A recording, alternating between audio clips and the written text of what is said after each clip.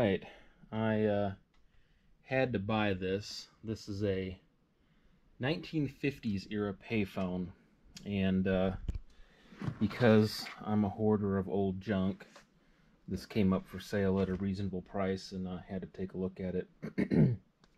So, first thing I was always curious about is, what real level of security do these locks have? I mean, my school of thought is a low security lock will keep out almost everybody because they're going to leave it alone. The people who are hell-bent on breaking in, they're going to get in. If you want the coins inside of this, you will smash this thing apart to get the coins out. So, you understand what I'm saying. So, having said that, this is the key. Hopefully you can see this. And it's surprisingly high security.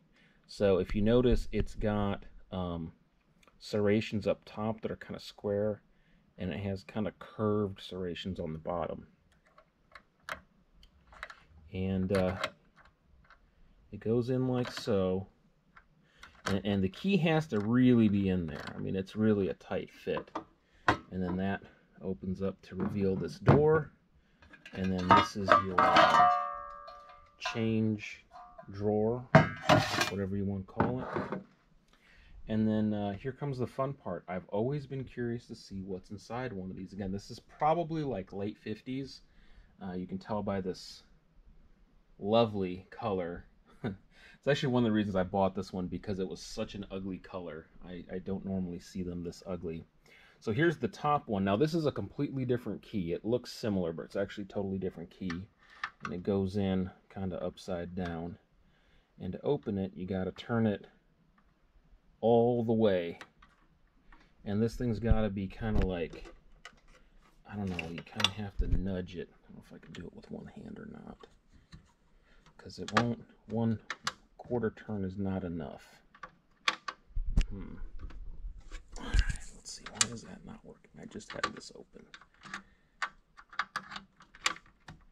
There we go. Alright, so you turn it like 140 degrees, and then that will pop open this top section here.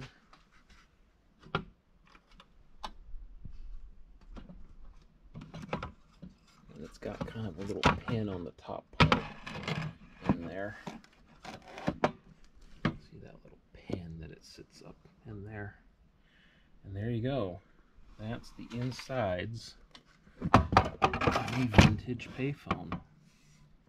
So, pretty cool. This one's totally complete. The ringer system, everything.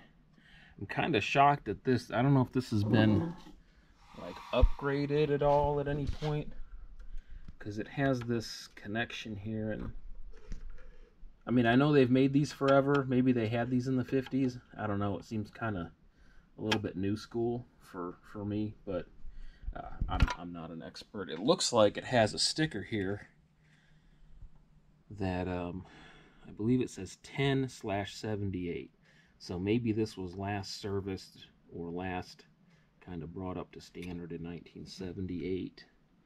But very cool. Very cool. This is definitely, before my time. I mean, I remember payphones and all, but I don't remember seeing rotary dial payphones. That's kind of too old even for me to remember. And to reassemble this, you have to get that little pin at the top lined up. Let's see if I can get this so there's a pin that goes into that little slot there.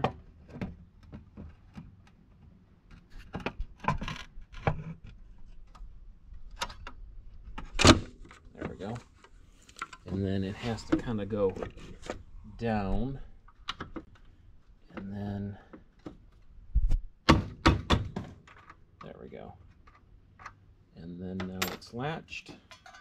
You can put your coin tray thingy back in there. And this is fascinating to me to see how this stuff is constructed. It's built so well.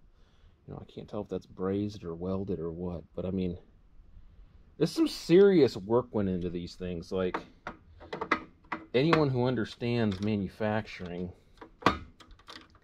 will be able to appreciate, you know, how much material and the workmanship that goes into these old devices, these old commercial grade devices, you know, whether it's a payphone or an appliance or heck, really any sort of electronics from the 50s, especially if it was, you know, meant for commercial use.